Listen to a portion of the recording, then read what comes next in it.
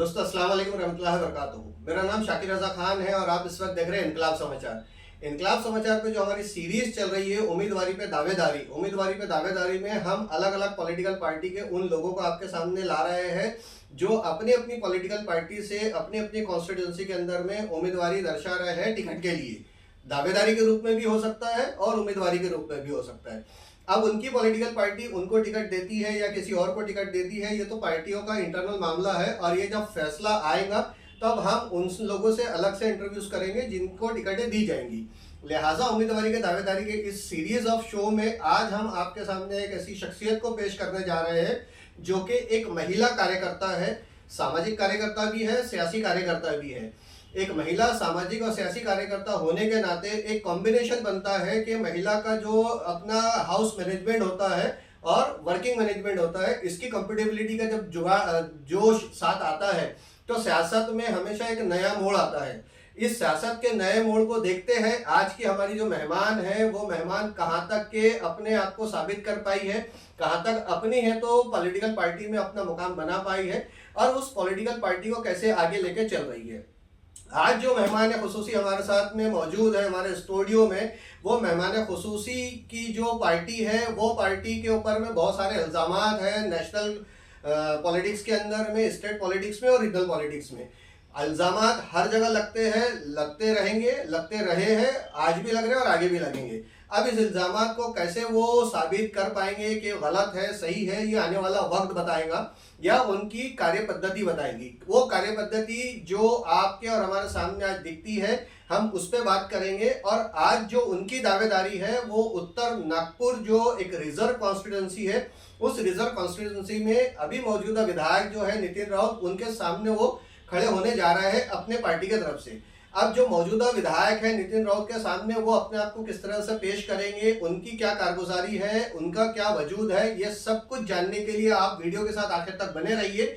हम आपके सामने आज पेश करने जा रहे हैं मिसेस कीर्ति दीपक डोंगरे को। मिसेस कीर्ति दीपक डोंगरे जो है असद ओवैसी की जो पार्टी है इत्तेहादुल मुस्लिमीन, पूरा नाम जिसका ये आता है AIMIM, तो AIMIM की महाराष्ट्र महिला विंग की अध्यक्ष है, राज्य स्तर की नेता है और राज्य स्तर की नेता होने के नाते नागपुर से जो चुनाव कॉन्टेस्ट करने जा रही है उस चुनाव कॉन्टेस्ट में उनका क्या रोल रहेगा, क्या भूमिका रहेगी, उस पर हम बात करेंगे। कीर्ति जी, आपने वक्त दिया उसके लिए आपका बहुत बहुत शुक्रिया। हमारे शो में आपका इस्तकबाल है, हम अपनी ऑडियंस की तरफ से भी आपका खैर मकदम करते हैं और MIM की महाराष्ट्र महिला विंग की अध्यक्ष होने के नाते आपकी क्या कारगुजारियां हैं, आपका क्या प्रोफाइल है, आप नॉर्थ नागपुर में चुनाव में जो उतर रहे हैं तो उसकी क्या तैयारियां हैं, ये सारा पैगाम आप जनता तक पहुंचाना कैसे चाहेंगे, इस शो में आप अपनी वो बातें रखेंगे। तो कीर्ति जी, सबसे पहले तो आप अपना इंट्रोडक्शन बताइएगा। हाँ, सभी को मेरा जय भारत जय संविधान। मेरा नाम कीर्ति दीपक डोंगरे है। मैं एक इंजीनियर हूँ और मैं अभी लॉ की स्टूडेंट भी हूँ। और जैसे सर ने कहा कि मैं अपना प्रोफाइल बताऊँ तो मैं 2013 से ही सामाजिक कार्य कर रही हूँ लोगों के बीच में। और उसके बाद में पॉलिटिकली अगर मैं देखूँ तो मैंने 2019 से चालू किया है। 2019 के बाद में सामाजिक और पॉलिटिकल दोनों चीजों को कंबाइन करके लोगों के बीच में रह के लोगों की क्या समस्या है, उन सबको कैसे हल किया जा सकता है, ये सारी चीजों पर हम काम कर रहे हैं। और उत्तर नागपुर के अंदर ही नहीं तो पूरे नागपुर में, मैं कामठी में रहती हूँ तो कामठी के अंदर भी, यानी जहां भी जो मसले हैं लोगों से जुड़े हुए, जहां हम आवाज उठा सकते हैं उनकी मदद कर सकते हैं। ये हमारा प्राइम मोटो यही है कि लोगों की जो भी मसले हैं वो प्रशासन तक हम पहुंच रहे हैं।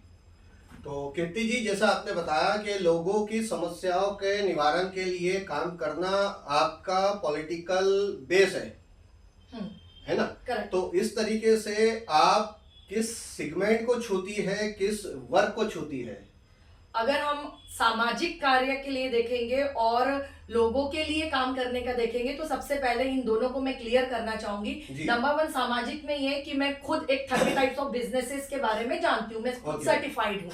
उसके बाद में वुमेन एम्पावरमेंट के लिए जो हम काम करते हैं, लोगों मतलब स्पेशली वुमेन्स को सेल्फ डिपेंडेंट बनने के लिए जी। हम जो कार्य करते हैं कि अपने पैरों पे खड़े कैसे हो सकते हैं, अपनी आमदनी आप कैसे जनरेट कर सकते हैं, ये हो गया हमारा सामाजिक। उसके बाद में हम बच्चों के लिए जो रहता है बेसिक चीजें, बच्चों के लिए एजुकेशन से रिलेटेड वो सामाजिक कार्य में भी हम कार्यरत हैं। उसके बाद में अगर अभी हम पॉलिटिकल करेंगे कि लोगों के लिए हम काम कैसे करते हैं, तो मैं अगर आपकी इतनी बात को समझूं तो आप है तो लोगों को एम्पावर कर रहे हैं फाइनेंशियली डेवलपमेंट में।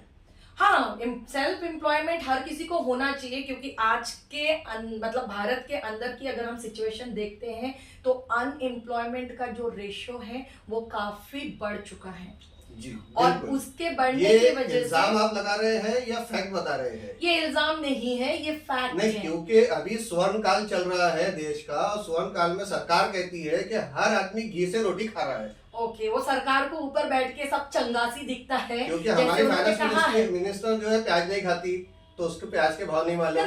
बिल्कुल। तो आपका ये सरकार पे इल्जाम है या फैक्ट है? ये फैक्ट है कि सरकार ऊपर उस लेवल पे बैठे हुए लोगों का वोटों द्वारा जहाँ पे वो लोग जाके बैठे हैं, तो वहां से ऊपर से जब वो नीचे देखते हैं तो नीचे रियलिटी क्या है ग्राउंड पे वो उन्हें दिखाई नहीं देती। उनकी नजर कहीं बीच पे आके रुकती है, जहाँ पे घी वाली रोटी अगर आप बोल रहे हैं खा रहे, तो हाँ, तो वहां तक रुकती है, इसलिए उनको बाकी पूरे भारत के अंदर सब चंगासी दिखता है जो उनके ही सेंटेंस है, तो सब चंगासी उनके लिए है। मगर आप थोड़ा जमीन पे आके देखेंगे ना तो तब पता चलेगा रोटी मिलना मुश्किल है तो घी कहाँ से मिलेगा साहब। तो कीर्ति जी, ऐसा है कि जो पॉलिटिकल पार्टी आपकी है AIMIM, इस पॉलिटिकल पार्टी से आप कैसे कनेक्ट हो गई? हाँ, इस पॉलिटिकल पार्टी से मैं कैसे कनेक्ट होगी, ये बहुत लोगों को ये प्रश्न आता है। और ये आना भी चाहिए, स्वाभाविक प्रश्न है। बहुत लोग मुझे पूछते हैं, तो मैं सबसे पहले आज आपके माध्यम से आपके सभी दर्शकों को ये बताना चाहती हूँ कि इस पार्टी से जुड़ने का मेरा मकसद क्या है। तो 2019 में जब VBA और MIM अलायंस होके औरंगाबाद लोकसभा सीट उन्होंने विजय हासिल की थी, उस वक्त पूरे भारत के अंदर इन दोनों का कॉम्बिनेशन का चर्चा भारत में तो था ही, पर उस वक्त मेरे पति लंदन में थे, तो वहां पे भी ये चर्चा हो रही थी। अच्छा, गोरे भी कर रहे थे चर्चा? यस, तो वहां पे ये चर्चा हो रही थी। गोरे ये चर्चा कर रहे थे कि हम तो गोरे राज करके आ गए, अब काले अंग्रेज राज कर रहे हैं देश में, उनके बीच में जो है तो क्रांतिकारी खड़े हो गए, ऐसी चर्चा थी क्या? बिल्कुल, आप कह सकते हैं। भारत के अंदर हर किसी को अपना एक्सप्रेशन ऑफ थॉट की भी संविधान ने दिया है, तो आप बोल सकते हैं। लेकिन ये दौर चल रहा है जहाँ एक्सप्रेशन ऑफ थॉट्स के ऊपर जेल हो जा रही है। हाँ, तो ये अभी दौर आया है ना, और इसी दौर के लिए तो हमें जोश के साथ लड़ना है अगेंस्ट। तो दोस्तों, क्रांतिकारी बोलने का मतलब मेरा ये नहीं था कि मैं अपना मत जो है असद ओवैसी या इम्तियाज जलील को क्रांतिकारी के रूप में देख रहा हूँ या मान रहा हूँ, ऐसा बिल्कुल भी नहीं है। मैं कीर्ति जी से जानना चाह रहा था कि क्या वो गोरे अंग्रेज काले अंग्रेजों के सत्ता के बीच में ऐसा देख रहे हैं क्या? देखो, आप इन्होंने जवाब नहीं दिया मतलब नहीं देख रहे हैं, बाईपास कर गए ये जवाब। देखिए, आपको जो कहना है आप कह सकते हैं, पर मैं जो देख रही हूँ वो मैं बताना चाहूंगी। बिल्कुल बताइए हमारे दर्शकों को। तो जिस तरीके से 2019 में ये जो माहौल एक तैयार हुआ था, उस माहौल के अंदर इस पॉलिटिकल पार्टी के बारे में मुझे पता चला। मुझे पता चलने के बाद में मैंने जो हमारे नेशनल लीडर है बैरिस्टर असदुद्दीन ओवैसी साहब, जो हैदराबाद के MP हैं, उनके स्पीचेस मैंने सुनना चालू किया। अब उनके स्पीचेस सुनने के बाद में आप स्टोरी भी हमारे दर्शकों को बताइए कि आपने कैसे सुनना चालू किया। तो वो इस तरीके से शुरू किया, जैसे मैंने कहा था कि इसकी चर्चा भारत में तो थी ही, ये जो सीट हमारी निकली थी इसकी चर्चा पूरे भारत में थी और भारत के बाहर भी थी। तो मैंने कहा कि मेरे हस्बैंड लंदन में थे, तो वो लंदन में ये स्पीचेस सुनते थे, वो थोड़ा पॉलिटिकल इंटरेस्ट रखते हैं, उन्होंने ये देखना शुरू किया और वो जो चीजें इनकी देखते थे वो लिंक मुझे शेयर करते थे और मुझसे कहते थे कि आप ये स्पीचेस सुनो। तो उस वक्त मैंने वो सुनना चालू किया और ऑफ कोर्स जितने भी इंटेलेक्चुअल लोग हैं जो थोड़ा बहुत पढ़ते हैं, जिनको समझ में आता है, वो उनको ही ये चीजें समझ में आएगी। तो उनके बाद जो थी, आप ये कहना चाह रहे हैं कि असद ओवैसी को मुस्लिम समाज इसलिए एक्सेप्ट नहीं कर रहा है क्योंकि मुस्लिम समाज इंटेलेक्चुअल नहीं है, वो पढ़ता नहीं है, पढ़ना नहीं चाहता है?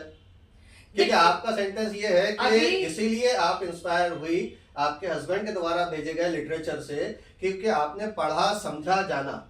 हाँ, तो पढ़ा, आपने समझा, accept किया। जाना, मैंने एक्सेप्ट मुस्लिम किया। समाज इसलिए एक्सेप्ट नहीं कर रहा है, ऐसा आप अभी मैं कहना चाह आपको रहे हैं? यहाँ रोकना चाहूंगी कि आप यहाँ बैठ के ये बोल ही नहीं सकते कि मुस्लिम समाज एक्सेप्ट नहीं कर रहा, नहीं, है ना? क्योंकि अभी आप जो कह रहे हैं ground मत में क्यों रहते रख रहे हैं आप। हम हम जो- तो देखिए, हमारा काम तो हम आपके जो- बातों से सवाल निकालना है। नहीं, आप तो हम- निकालिए, पर मुझे मेरा जवाब कंप्लीट करने बिल्कुल दीजिए। कीजिए, तो बिल्कुल मैं ये कह रही हूँ जी। कि जैसे मैंने समझा, उनके पॉइंट ऑफ व्यू को जैसे मैंने समझा, ऐसे जी। सिर्फ मुस्लिम में समझने वाले लोगों की बात नहीं कर जी। रहे। आप उनके जो चीजें समझने में है और ऑल ओवर कम्युनिटीज में है, ओके। जो एडमायर करते हैं, और ये चीज मैंने मतलब अपने आप आंखों से असद देखी अवैसी है। के स्पीचेस को सिर्फ मुस्लिम समाज से जोड़ के नहीं देख रहे नहीं, हैं। बिल्कुल भी तो जिस नहीं। तरीके से हिंदुस्तान की सियासत में इम्पोज कर दिया जा रहा है, या नेशनल मीडिया उन्हें मुसलमानों का हीरो, मुसलमानों का लीडर, मुसलमानों का रहनुमा बनाकर पेश कर रहा है, तो नेशनल मीडिया ये नाइंसाफी कर रहा है। ऑफ कोर्स कर रहा है। ये तो वैसी बात होगी जैसे डॉक्टर भीमराव रामजी आम्बेडकर, एक बैरिस्टर, जी। विश्व रत्न,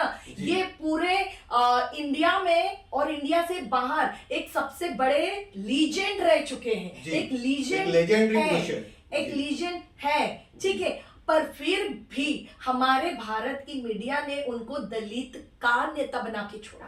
तो हाँ। क्या ये हम एक्सेप्ट करेंगे? We are not going to accept that. तो यही चीज हमको बताना है। और ये जो भारत के अंदर चल रहा है, एक जी। टैगलाइन देके, जी। इनको टैगलाइन करके साइड में करने का, जी। तो वो चीज अब की जो जनरेशन है जी। वो होने नहीं देगी, क्योंकि जी। उनको दूध का दूध और पानी का पानी क्या जी। है जी। इसका अब समझ में आ गया है। जी जी। तो मतलब ये है कि जो प्रोपेगेंडा मशीनरीज है हमारे देश की, उसने डॉक्टर बाबा साहब अम्बेडकर को जैसा दलितों का नेता बता करके एक टैग दे दिया और एक हाँ। जगह लाके सीमित कर दिया Of है, course. वैसा ही असद अवैसी को मुसलमानों का नेता दर्शा करके टैग देके सीमित कर देना चाहती है। Yes. आप ऐसा हाँ, मानते मैं हैं? ऐसा ही मैं मानती नहीं हूँ, मैं बोल रही हूँ, लोग जी। यही दिखाना चाह रहे हैं। जी। आज मुझे बताइए, विश्व रत्न बैरिस्टर हमारे डॉक्टर भीमराव रामजी आम्बेडकर, जी। क्या उन्होंने संविधान को जब लिखा, जी। जिस वक्त संविधान को तैयार किया, क्या उन्होंने पूरे भारत के अंदर रहने वाले भारतीयों का विचार नहीं किया? परिपक्ष सभी का। अगर हम बात करेंगे लेडीज की, अगर मैं लेडीज हूं तो मैं लेडीज की बात करूंगी। जी। हिंदू कोड बिल में क्या दिया है? तो क्या 100% वहां पे सिर्फ हम अल्पसंख्यक लोगों के लिए ही दिया है, जी। या पूरी जितनी लेडीज आती है कम्युनिटी के अंदर उनके लिए दिया है? तो हिंदू तो कोड ये बिल को चीज- रिजेक्ट करने वाली तो यही वही लोग चीज हैं है। जो आज देशभक्ति का और हिंदू धर्म तो हिंदू का यही ये करते रियलिटी हैं। जो है ना, हमारे जो आम जनता जिनको हम बोलेंगे ना, जी। बहुत भोली भाली है, इनको नहीं समझ में आ रही है। जी। वो कहावत जो है ना कि हाथी के दांत खाने के कुछ और दिखाने के कुछ और, ऐसे लोग ऊपर पावर के अंदर बैठे हुए हैं। वो आपको बोलेंगे कि हम आपके लिए काम कर रहे हैं, हम आपके लिए फैसिलिटीज ला रहे हैं, हम आपके लिए दिन रात एक करके आपका अच्छा हो, आपका डेवलपमेंट हो, ये सोच के हम आपके लिए काम कर रहे हैं। मगर ऑन द अदर हैंड वो आपसे प्यार ही नहीं करते हैं। ये इनकी जो कूटनीति है ये पता चलती है, और आज सबको ये बात पता चल गई है। तो इसीलिए मैं आपके माध्यम से ये कहना चाहूंगी कि हमारे राष्ट्रीय अध्यक्ष बैरिस्टर असदुद्दीन ओवैसी साहब जो है, उनको एक कम्युनिटी का टैगलाइन देके मत रखिए, मत सोचिए। वो संविधानिक बात करते हैं, वो संविधान को लेके चलते हैं, तो संविधान भारतीयों के लिए है। तो संविधान के लिए जो भारत में बात कर रहे हैं, तो वो एक कम्युनिटी के हो है, तो वो एक कम्युनिटी से ही बिलोंग करेंगे ऐसा नहीं है। वो पहले भारतीय है, बाद में कम्युनिटी आती है। तो दोस्तों, जैसा कि मेरा सवाल रहा है कि क्या असद अवैसी को एक टैगलाइन देकर के सीमित कर देना चाह रही है भारत की प्रोपेगेंडा मशीनरीज, तो कीर्ति डोंगरे जी ने उसको बहुत अच्छे तरीके से एक्सप्लेन कर दिया है। लिहाजा आम जनता के बीच से अब ये कंफ्यूजन थोड़ा थोड़ा धुलने की कोशिश रहेंगी, या धुलेगा या हटेगा, कि असद अवैसी जो है वो एक पार्टी के या एक कम्युनिटी के नेता नहीं है, वो इंटायर कम्युनिटी ऑफ मुस्लिम्स और अदर देन मुस्लिम्स के लीडर बनने की कोशिश में है। ये चीज रहेंगी। हाँ है, बिल्कुल है, कोशिश नहीं, वो है। हाँ, और अदर कम्युनिटी के लोगों ने, ऑफ वो कोर्स है। मैं एक्सेप्ट करती हूँ। पार्टी लाइन से एक्सेप्ट कर रहे हैं या as individual? As an individual, as an Indian voter, I am saying that कि आप लोगों को वो ही लीडर चुनना चाहिए जो लीडर उस पोजीशन पे रह के आपके हक की बात करता है, बिना डरे बात करता है और संविधानिक बात करता है। अगर इसके लिए आपको ये बात 10 बार बतानी पड़े तो मैं 10 बार बताऊंगी एज एन इंडियन कि आप किसी भी लीडर को उसके रिलीजन से टैग करके अलग साइड लाइन में नहीं रख सकते हैं। तो चलिए असद अवीसी की बात करने से आगे बढ़ते हैं और आगे बढ़ के आपसे हम अगला सवाल ये पूछना चाहेंगे कि आप अचानक से एमआईएम में आती है और पूरे राज्य स्तर की एक अध्यक्ष पद पे बैठ जाती है, तो क्या असद अवीसी की पॉलिटिकल पार्टी में डायरेक्टली आपको अपलिफ्ट किया गया था पैराशूट नेता के तौर पे? ठीक है, अभी मैं फिर बताना चाहूंगी जी, पैराशूट नेता के तौर पे आप एकदम से अचानक से आए हाँ। और पूरे राज्य के ऊपर में है तो पोस्ट पे कब्जा करके बैठ गई, तो इस कब्जे में और कोई कॉम्पिटिटर नहीं थे क्या? अच्छा चलो मैं अभी और पार्टी की क्या ये रही उस वक्त आपको सिलेक्शन में लेने की? हाँ, तो बीइंग एन क्वालिफाइड गर्ल, जी, एक पढ़ी लिखी लड़की होने के नाते मैं आपको बता देती हूँ, जी। अचानक कभी कोई चीज नहीं होती मेरे साथ। अच्छा, मैंने आपको जैसे बताया कि पहले से मैं इनकी स्पीचेस सुनना शुरू कर दी। वो तो आप इंस्पायर हो रहे थे। हाँ। अच्छा दोस्तों, एक अच्छी Inspire बात होने है की- कि आज तक कहा जाता है हर मर्द की कामयाबी के पीछे एक औरत का हाथ होता है। ये एक ऐसी महिला है जिनकी सियासी कामयाबी के पीछे इनके हस्बैंड का हाथ है। एग्जैक्टली 100% आपने बिल्कुल सही कहा है जी। कि मेरे हर इवेंट पे, मैं जो भी इवेंट करती हूँ, जी। सामाजिक हो या पॉलिटिकल हो, घर पे हो बाहर हो, जी। उसके पीछे जो बैकबोन एक लेडी के लिए होता है, जो एक औरत के लिए होता है, उसकी फैमिली होती है और फैमिली में भी उसका पति होता है। बिल्कुल सही। तो उनके हम वजह ऊपर से वाले ही- से प्रार्थना करेंगे कि आपका ये बैकबोन हमेशा सलामत रहे। बिल्कुल, थैंक यू सो मच। जी। तो मैं आपको वही बता रही थी कि अचानक से कोई चीजें नहीं हुई, ऑलरेडी मैं उनके स्पीचेस सुन रही थी। ठीक है। और जब कहते हैं ना कि आप नेचर की बात कर रही हूँ, जी। नेचर के अंदर वो सारी चीजें ऐसी आ गई होगी कि मैं कहीं ना कहीं एडमायर हो रही थी, इंस्पायर हो रही थी। और जी। उसके बाद में मैं पुणे में थी, जी, ठीक है, नागपुर में कॉन्टेस्ट हो रहा था जी, इलेक्शन। जी, उत्तर नागपुर से मैं बिलोंग करती हूँ क्योंकि मैं पैदा उत्तर नागपुर में हुई, मेरा पूरा स्कूलिंग वहां हुआ है। जी। उत्तर नागपुर में ही जाऊंगी तो उत्तर नागपुर में ही जाऊंगी, अंत जी। जो होना है उधर ही होना है। जी। तो मेरा जो ताल्लुक है, मेरा जो रिलेशन है, मेरा जो बोलेंगे ना एक पूरा बचपन एक अंत अभी होते तक होते तक तो आप नेशनल लीडर बन चुकी होंगी, फिर आप चंदन की लकड़ियों में ले जाएंगी, तो चलिए वो आप तो भी नेशनल नेचर पे पोजीशन में छोड़ते जाएंगी ना हैं, फिर जब तक वो तो। भी नेचर पे छोड़ते हैं। जी। आपके लिए नेचर ने जो भी रखा है वो बिल्कुल। होते रहेगा समय के साथ साथ। जी, तो जी। अचानक नहीं हुआ, जी। अचानक नहीं कह सकते हैं। वो सारी स्टडीज करने के बाद में, वो सुनने के बाद में, जी। जब सामने से वो चीजें आई तो जी। आने के बाद में मैंने उसको एक्सेप्ट किया, प्रॉपर इंटरव्यू दिए। जी। इंटरव्यू देने के लिए मैं अकेले नहीं थी, जी। नॉर्थ नागपुर से उस वक्त भी काफी लोग थे लाइन में। जी। और मेरे साथ कुछ एडवोकेट्स भी थे, टीचर्स भी थे, नॉर्थ नागपुर से। हाँ, जिनको जी। तो ये कॉन्टेस्ट जो करना था। इंटरव्यू हो रहे थे नॉर्थ नागपुर के लिए हो रहे थे या नॉर्थ महाराष्ट्र? नागपुर की बात करूंगी क्योंकि जी। मुझे नॉर्थ नागपुर के लिए अप्रोच हुआ था। ओके। तो जी। ओवरऑल मैं उतना नहीं जानती थी ना उस वक्त। जी। तो नॉर्थ नागपुर के लिए मैं बात करूंगी तो जी। ऑलरेडी लोग थे और उस ड्यूरेशन में इंटरव्यू हुआ। जी। इंटरव्यू के बाद में वो सिलेक्शन हुआ। जी। सिलेक्शन के बाद में मैंने कॉन्टेस्ट किया। जी। कॉन्टेस्ट करने के बाद में जब अब कदम रख दिया है जी, और जहां हम इंस्पायर हो रहे हैं वहां रख दिया है, जी। तो फिर उस तरीके से ये जर्नी शुरुआत हुई। और उसके बाद में एक होता है ना कि एक जज्बा होता है कुछ कर दिखाने का, बिल्कुल तो सही। ये जज्बा जो है ये भी अचानक नहीं हुआ, ये बचपन से है। तो ओके। बचपन से होने की वजह से वो हमारे लीडर्स को भी दिखा, तो जी। जिसको और दिखने के बाद में मुझे पहले सेक्रेटरी का पोजीशन महाराष्ट्र का मिला। ओके। और वो सेक्रेटरी का पोजीशन रहने के बाद फिर मैं महाराष्ट्र की महिला प्रेसिडेंट बनी। तो ओके। अचानक से कुछ नहीं हुआ, जी। सारा मतलब चीजें आपका time to ग्रोथ हुआ time, है, yes, आप growth सीढ़ियां हुआ चढ़ी है। यस, ऐसा नहीं समझा जाए कि आपको पैराशूट नेता तो नो नहीं है नो ना? नो, ना, तो आप है पूरा तो process- सीढ़ियां चढ़ी है। हाँ पूरा। कीर्ति जी, आपका बहुत बहुत शुक्रिया, आप हमारे स्टूडियो तशरीफ लाए। MIM की तरफ से आपने अपनी बातें रखी, हमने आपसे कुछ सवाल पूछे और आने वाले वक्त में जब आप चुनाव का पारा चढ़ेगा, जब वाद प्रतिवाद का आरोप प्रत्यारोप का दौर चलेगा, तब हम आपको फिर से याद करेंगे, अपने बिल्कुल। स्टूडियो में आमंत्रित करेंगे। बिल्कुल। आप हमें वक्त दीजिएगा, तब है तो बात होंगी कि आपके ब्लूप्रिंट पे बात Yes. होंगी, तब बात होंगी कि आपके प्रतिद्वंदी के साथ आपके क्या मामलात रहे हैं और क्या होने जा रहे हैं, मैनिफेस्टोस क्या है। किसके वोट कटने वाले हैं, किसको जीत मिलने वाली है और किसके लिए पार्टी फायदेमंद साबित होंगी, उस वक्त इन सारी बातों पे हम आपसे है तो चर्चा करेंगे। आज के इस वीडियो के लिए आपका बहुत बहुत शुक्रिया, बहुत बहुत धन्यवाद। दोस्तों, इनकलाब समाचार का एक मैसेज हर वीडियो में आपको देखने मिलता है। मैं जैसा हमेशा से कहता हूं कि सियासत और 15 दिन की राजनीति के लिए होती है। 15 दिन के बाद में हर एक राजनीतिक पार्टियां एक दूसरे के गले मिलती है, लेकिन आप पड़ोसी जो है वो 15 दिन के बाद भी दुश्मन बने रहते हो।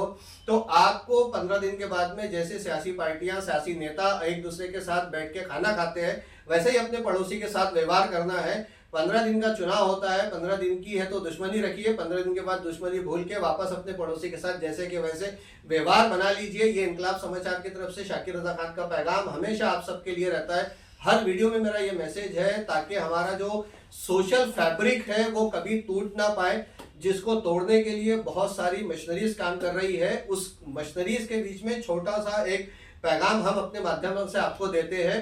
दोस्तों, इंशाअल्लाह अज़ीज़ फिर आपसे मुलाकात होंगी, एक नए वीडियो में हाजिर होंगे, एक नई शख्सियत के साथ में हम बात करेंगे, एक नए शख्सियत को आपके सामने पेश करेंगे। तब तक के लिए इजाजत दीजिए, अपना बहुत बहुत ख्याल रखें। जज़ाकल्लाह खैर, अल्लाह हाफिज़।